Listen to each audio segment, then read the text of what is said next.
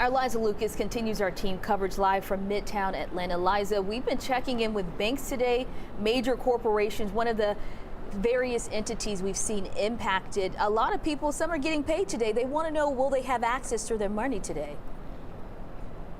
Yes, big questions for sure, and definitely let us know what you're experiencing as we continue to report and do our outreach, because we've been working our sources behind the scenes.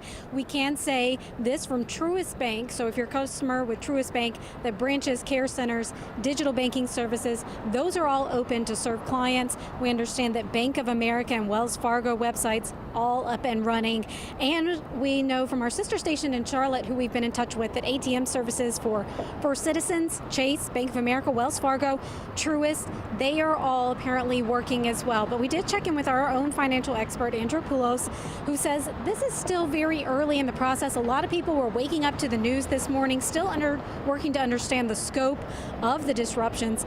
He says don't panic, but there's a lot that remains to be seen when we talk about the impact, not only globally, but here locally. So the question is which banks are affected, who is being impacted, is your credit card affected, is your bank account affected? We've got to remember it's a Friday. Probably millions of workers are being paid today. So you mentioned the Georgia Department of Driver Services being impacted. We also know the Georgia Department of Revenue is impacted. I just checked their website. Still no ETA on when that will be up and running.